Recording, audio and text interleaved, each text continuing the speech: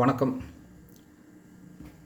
ஒரு மிகப்பெரிய வானூர்தி ஏரோப்ளேன் நிறுவனத்தில் ஆதித்தன்கிற ஒருத்தர் வேலை பார்த்தார். அவருக்கு என்ன வேலை அப்படின்னு கேட்டிங்கன்னா, விமானம் வந்து தரை இறங்கினோன்னே பேசஞ்சர் எல்லாமே இறங்கின பிறகு இந்த விமானத்தை சுத்தப்படுத்துறது அவரோட வேலை.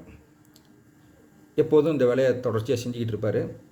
ஒரு நாள் அவருக்கு ரொம்ப ஆழமாக அவருக்கு ஒரு நீண்ட ஆசை ஒன்று இருக்குது, விமானத்தை நம்ம ஓட்டணும் அப்படின்ட்டு.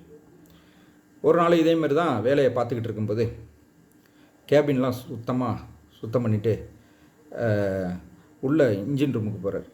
மாலுமிகள்லாம் உட்காந்துருப்பாங்களா, அந்த கேபினுக்கு போகிறார். சுத்தம் பண்ணுறார். அங்கே ஒரு புத்தகம் ஒன்று இருக்குது. பார்க்குறாரு, விமானம் ஓட்டுவது எப்படி அப்படின்னு அந்த புத்தகத்தில் போட்டிருக்கு. அடாடா, இந்த புத்தகத்தை பார்த்து தான் எல்லாம் விமானம் ஓட்டுறாங்களா மாலுமிகள்லாம் அப்படின்ட்டு, சரி படிப்போம் அப்படின்ட்டு எடுத்து படிக்கிறார்.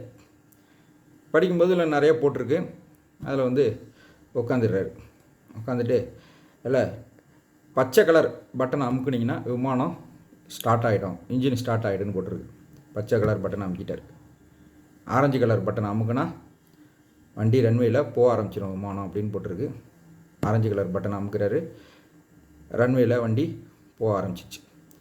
சேப்பு கலர் பட்டனை அமுக்குனா வானத்தில் பறக்கணும் போட்டிருக்கு. சேப்பு கலர் பட்டனை அமுக்கிறார். விமானம் பறக்க ஆரம்பிச்சிட்டு இந்த ஆதித்தனுக்கு எல்லை இல்லாத சந்தோஷம், நம்மளும் விமானம் ஓட்டிட்டோம் அப்படின்ட்டு பறந்துக்கிட்டே இருக்கார்.